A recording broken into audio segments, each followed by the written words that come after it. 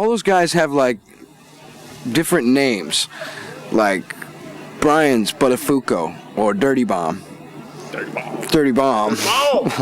And then like Chris Yarrington's Crispy T, and Josh Yarrington's Johnny T, and we have Dantagonist and Distortion. That's my, and Ethan, of course, is who's never had any other name other than Ethan. I call him E once in a while. He's the one who gives everybody their names, which I've noticed. Sorry, the antagonist movement? They're pussies.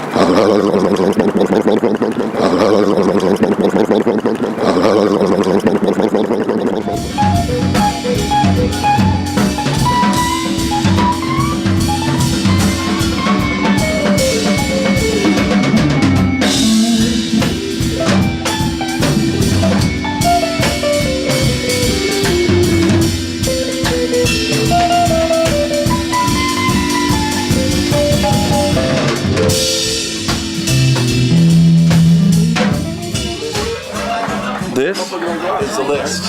The what? The list. The list is what I use to basically dictate who's going to come up to read and who I feel is swell. It's a list of who's been naughty and nice. It's a list of people to kill. It's a list of people to thank. It's also it's my list, and you can't have it.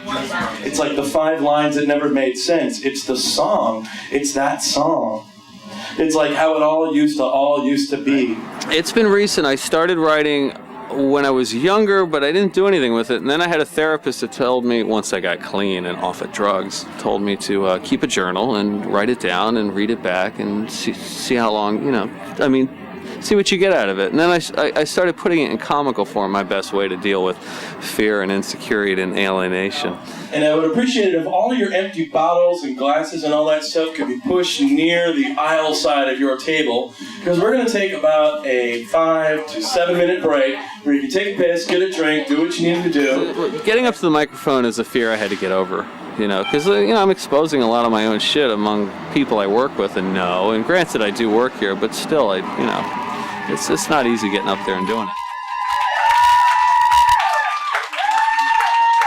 I'm actually a waiter. Close to the mic. Yeah, so close to the mic. This is a non-fiction story I wish was fiction. It's called Lalo.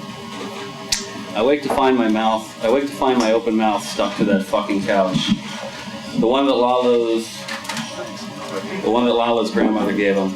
I pull a piece of fabric from my lip and imagine all the semen and regurgitated liquor that must inhabit that sinewy thread. Hi, I've never done this before. I'm a little drunk because I had half a beer. Good. And I have no alcohol tolerance. Everyone be a polymath, everyone be a path, everyone speak the truth, everyone fall in through the roof. Here it goes. Did you want to do something with that other than read it at an open night? Yeah, well, the goal actually initially is me reading it and hearing myself read it. That's the most important thing to me. Getting it published, I would love to get published. I'd love to not have to sling food anymore for a living, but I'm not counting on that. Every week I write because I like the way it feels and I'm overcoming a fear, and hopefully people like it. So next week's theme, for those of you who want to do your homework, next week's theme is Getting Busted. It was booty calls, fucked up hometowns, beatdowns. Tonight what we're doing is letters night. Letters that were sent to you, too drunk to fuck, getting bullied, or being the bully. I remember hearing Buttafuoco a whole lot of love, saying, "Oh yeah, this is bullshit." All this like Fahrenheit theme bullshit. Like next theme is getting beat down. This theme was like getting busted. Last theme was parent. Fuck that. All right. No, this is the antagonist. We can do whatever the fuck we want. Damn right, Jimmy. That's right. Especially since you haven't written shit in 2 months. Oh yeah. Antagonist. Come up with another fucking theme.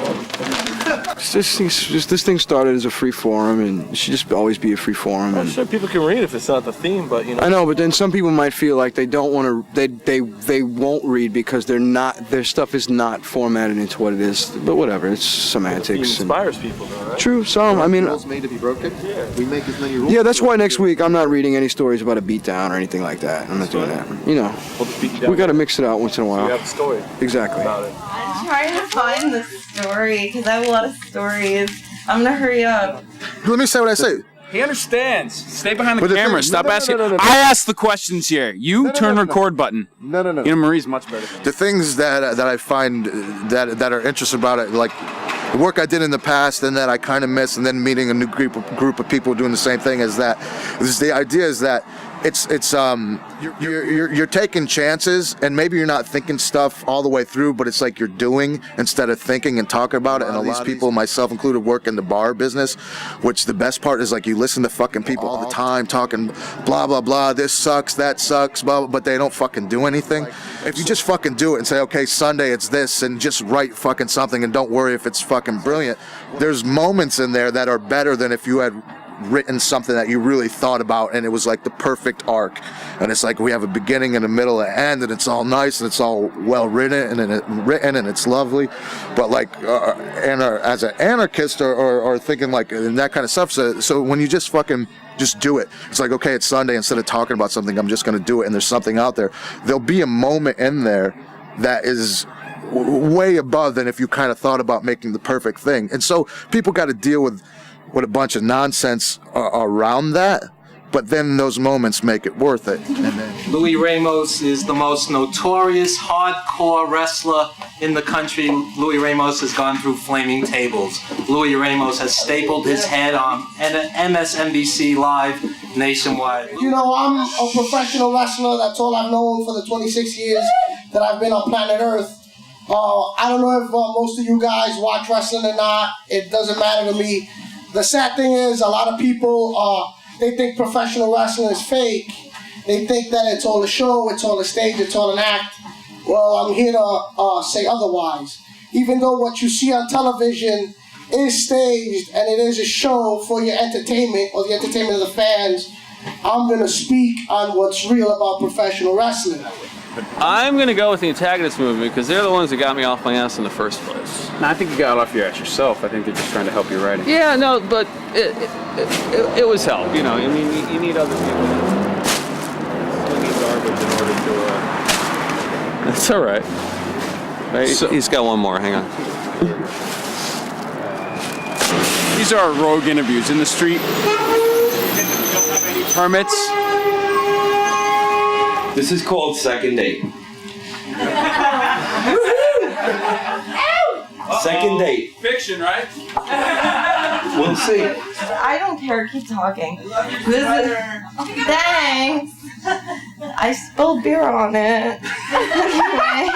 I fell in through the roof okay, through the bottom of a wine bottle, and I puked up roses.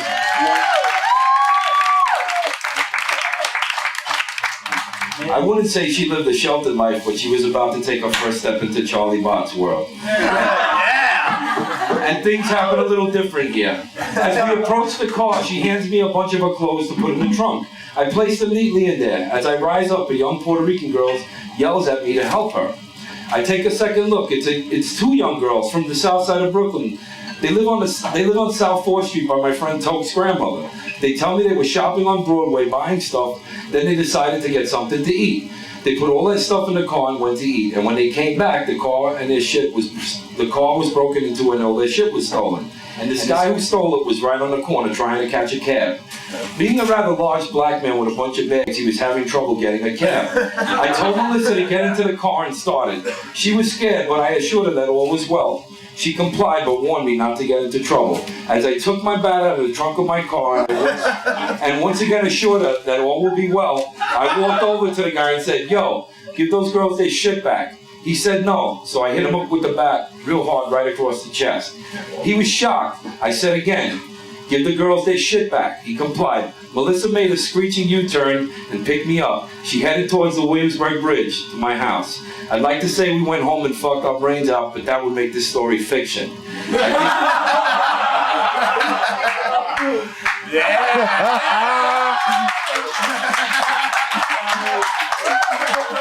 I think I might have gotten a blowjob. And it's your last. It's the only, it's your cycle, it's what's always happening to you, what you do to make you, and you... The sign of the rending of the veil, and then the clear booming. The piping stopped for a moment to be supplanted by a roar of laughter that was punctuated by what sounded suspiciously... I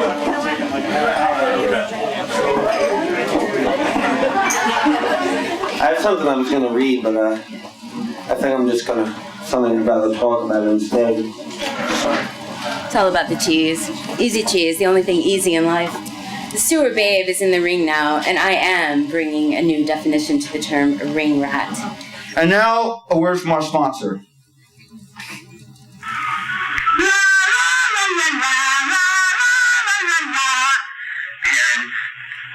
We know that you want your child to have the best start in life possible. And that's why we're offering Flintstone's chewable birth control pills, now available in strawberry and tropical fruit flavors that Hispanics love. Make sure that your children start the day with Flintstone's chewable birth control pills, and you'll have nothing to worry about. Watch and listen. Mommy, Billy touched me in a strange place today at school. Don't worry, Mary. It's okay with your Flintstones chewable birth control pills. You can get day based in the closet. La la la la la la la la. Flintstones chewable birth control pills, brought to you by the people at Pfizer, who couldn't give a shit if you dropped dead. So, Goon. Yes. Yeah, so you were reading it Fahrenheit on September 1st, and some people started leaving in the middle of your shit, man, and like, I want to know your feelings on that, and like, how, I mean, it was your birthday, I mean, how did that make you feel, man? Tell us about that. How'd you... a little closer because it's windy and... Stop touching me. Yeah. I want to be able to hear him, but it's windy. Okay, Mr. Director. Yes. I mean, everybody here seems to believe in everybody else to what they can do and their potential. One of our best shows here was a night that Brian was in Seattle over Christmas, and there were 3 people that read, and there might have been 6 people in the audience that night, and it was one of the best Sunday nights. It was one of the best readings. It was just all about, those guys just wanted to get up, and they didn't care who heard it. They didn't care how many 6 people or 60 people. They just wanted to say what they had to say. Right. I'm working on a pilot for a reality TV show called American Illiterate. Yes, the whole nation will watch countless university admissions interviews with young people who will claim that the number 1,100 exists and tell you that Napoleon won World War II. If any young ladies want to know who their daddy is, I'll be in the bathroom right after the show. At Fahrenheit, it's an amazing thing, and you're right. And you know, there's nights that you're tired or you don't feel good. You got to do some shit. You got to get up early. You have a woman waiting for you at home. Regardless, you don't feel like being there, maybe, but it's a group. It's a supportive community, and you read, and you're gonna wait for your fellow artists to read, and you have something to say.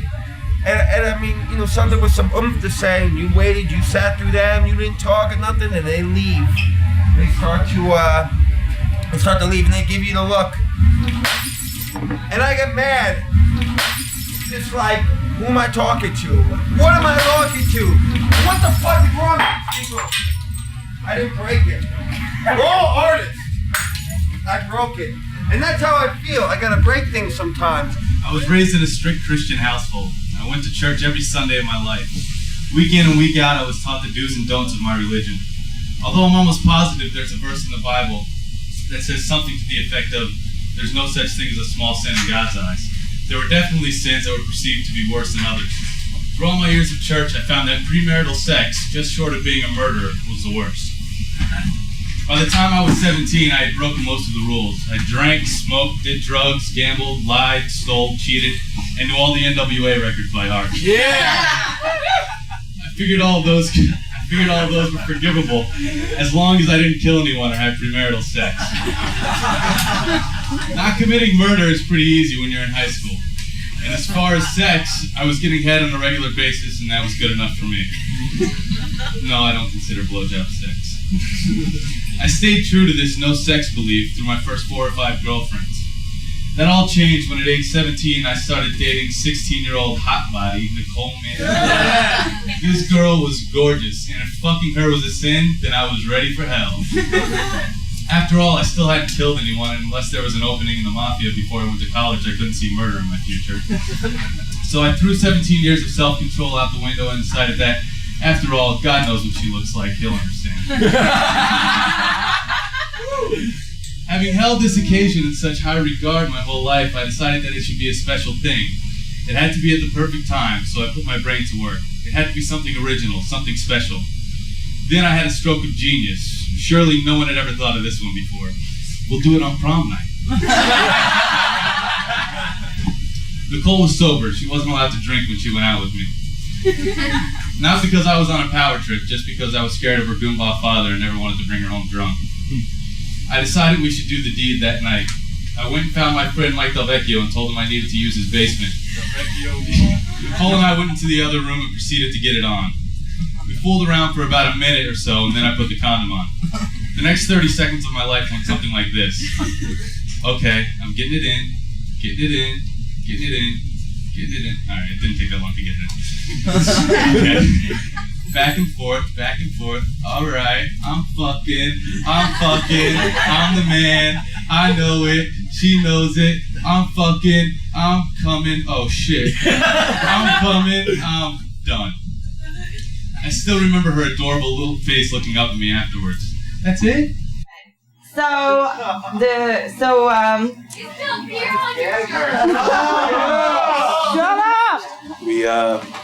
We have a guest who we invited here tonight, but he isn't here. We knew it was a long shot, but what we basically did is, as you may or may not know, the Dr. Hunter S. Thompson was up at Barnes & Noble on 17th Street on Wednesday promoting his new book, Kingdom of Fear, and he was doing some book signing. So we took it upon ourselves, in true antagonist fashion, those of us who are members of the antagonist movement, to go up to Barnes & Noble and invite the good doctor to come see the show. So we each wrote some letters, and we took along each a bottle of wild turkey. But we eventually cornered his editor and gave him our letters as well as 3 bottles of wild turkey. And the son of a bitch isn't here. So, Dr. Hunter S. Thompson, I love your work, but for tonight, fuck you, from the antagonist movement. That Hunter S. Thompson shit was my idea, by the way. I'm not letting anybody else take credit for that. The rest of them could tell the story, but that shit was me. I bought the case of wild turkey.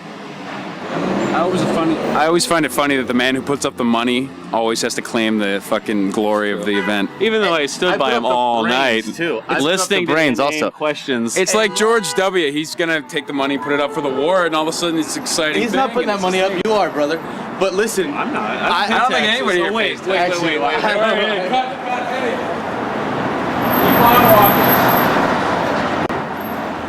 I'm not taking all the credit. Maybe you'll find Hunter S. Thompson down there somewhere. Drunk ass on the street. On a wild turkey. This is all footage you're not going to use. Way to waste tape. Way to waste money, my friend. I wish Hunter had. Way to waste it. Getting busted. You may never have done this with your friends, or you may have but don't want to admit it. Frankly, either way, I don't care. My friends and I started jerking off together at around 15. Well, I've been writing some very truthful stories about masturbation and shitting in your pants. It's really nice for everyone else who's not me at the reading. That's about it. I have a 70s tan brunette propped up on my steering wheel. My friend's got his on the dashboard, and Tommy's in the back, sitting sideways in the back seat. None of us are paying attention to each other, at least I wasn't. I wasn't paying attention to anything else, because if I were, I would have seen the white security vehicle driving towards our tan brothel. So I'm at the final stretch. This brunette is doing her thing when I hear a door slam. I look up, see a rent-a-cop striding towards my door, his car parked diagonally in front of mine so that I'm wedged between his car and the fence. The following series of events I remember only vaguely. I get out of the car, my pants fall down. In my enthusiasm, I threw my belt on the floor, and in my subsequent shock, I forgot that. The security guard, clearly seeing the magazine splayed across the steering wheel, was asking me all sorts of things, probably making jokes, probably secretly empathizing with my plight. I'm on autopilot, answering questions and reacting without thinking, in a fashion that I can only imagine that people act when their life is in danger, on pure instinct. I'm sure that in some way, the son that lifted the car off his father when the jack slipped, acting in pure adrenaline and instinct, felt similar to how I did at that time. Of course, I wasn't lifting cars and saving my father. I was masturbating in cars and shaming my father. I got off, no pun intended, with a warning. We drove home in silence. We never masturbated together again. Fuck off! First of all, I'm not responsible for anyone who comes here and cries. This is the antagonist movement, okay? Don't put that shit on me. But I will reenact in a very nauseating and difficult way what I saw. War! Let's settle the score! Oh yeah, I want to eat s'mores! I'm gonna sit and read on the floor! Peace! I like to wear fleece! Sometimes I pet geese! Oh yeah! Blah blah blah please! Fuck you, bitch! If you ever come in here, I'll wipe the floor of your face. Tonight I want to know who's going to help liberate the semen from my cock. That's an analogy of how much freedom we're going to bring to a country that eats our Pop-Tarts and gives us the finger. So fuck Tolstoy. George Orwell had it right when he wrote 1984. Our government is starting to look a lot like INGSOC, which had as one of its slogans, war is peace. We might as well add the others too. Freedom is slavery and ignorance is strength. You do the math. You're smart, right, asshole? Yeah, I'm talking to you, motherfucker. What do you think, I'm cross-eyed? Hey, douchebag, would you fucking answer me? My name is Brother Mike Cohen, and I was born in Buffalo, New York in March of 1965. And I grew up in a conservative, grumpy, Republican Jewish household. My parents were always yelling at me or yelling at each other. At the age of 12, I got sent upstairs from the dinner table for misbehaving. And my father came up to my bedroom to start yelling at me. And I just happened to hit record on my tape recorder. And I thought that was such a good idea. I continued recording my parents and my sister until I was 28 years old. This is from January 1985. It's me and my dad, and my father did not like me going out every single night during my winter break. I also wasn't doing great in college.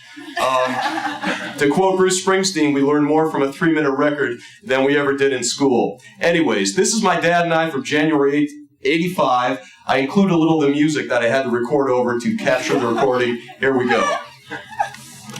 Lots escaping home, when my music's playing at home, when my love lies waiting silently for me. Silently for me. You say no to anybody. How do you know that? I know that by observation. How do you know it's not my idea to go out every night and have a good time? Well, I don't know what it is, that's what you do. When you want the car, you're nice. Very nice. I hardly asked for the car. Yeah, because you know you can't have it after 1:30 in the morning. That's right. Because if I did, you'd be out at 4 o'clock every morning with the goddamn car. You gotta go out looking at records. Nobody's telling you that you can't do your records. I hope you make your living as a disc jockey. I will. I will. I'll tell you. Well, I hope you do. I'm glad you have an optimistic attitude for me. I have. That's right.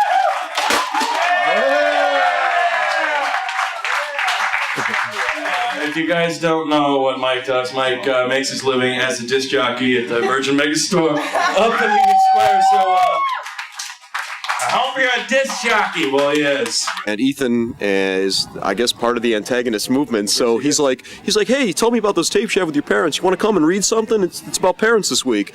And I said, well, I don't have anything to read, but could I get up there with a boombox and play a tape? And he said, yeah. You know, it's supposed to be like, you know, break the rules, punk rock, and all that shit. I'm like, oh, that's cool. I'll play a tape. But a lot of people get up and they have 5 minutes to let somebody into their lives a little bit and let them see what it is. Yeah, if anybody can get up here and read, you know, I mean, it was hard for me. If everybody should do this because, you know, you should express yourself. You should find some kind of way to express your feelings, your writing abilities, what have you. Get up and just do it. You know, I never would have done it, you know, so I agree. I think the creative process is the most important thing, and people might write and they suck. What would you say to people like that who have a passion for writing, but they just, everyone thinks they suck? Well, they should probably sit in the garage with the motor idling. No, I'm kidding. Just do it. Who cares? It doesn't matter whether you suck or not. If you get booed, then you know. I mean, we've had a few people booed, so. I mentioned it to our general manager, Phil, and he told me that was nothing compared to what he goes through as a man in charge of a titty bar. In the first place, he said, no quote-unquote nice women want to go out with him. When he meets someone new, he always introduces himself as a restaurateur, which is true. Tens has a restaurant, and they make excellent chicken fingers. He takes her out to dinner, they hit it off, but sooner or later, he has to come clean. He runs a gentleman's club. Naturally, the lady assumes he's fucking all the strippers, and she doesn't want to get mixed up with that, so she bails. This is from a double piece of vinyl that I've only seen one copy of in my life. From the record Learning to Count, this is Jim Roach from 1972, Fight It Out. You take every goddamn one of them, I say we get them in all in one big damn area. I think you ought to give them. I'd even like to see them. I'd like to see them just fight it fucking out with clubs and guns and knives and shit. I'd like for it just to be chains and bazookas and grenades free for everybody. I say have a kind of a giveaway program where you just give away chains, knives, ice picks, straight razors, bottles, brick bats, baseball bats, chains, and big kind of slanted, jagged looking things. And I say you just give away guns, you give away shotguns, pump action. Give away all your automatic shotguns and all your over and under models, and give away all the double barrels. Give away all the goddamn pistols. You gotta give away side loaders.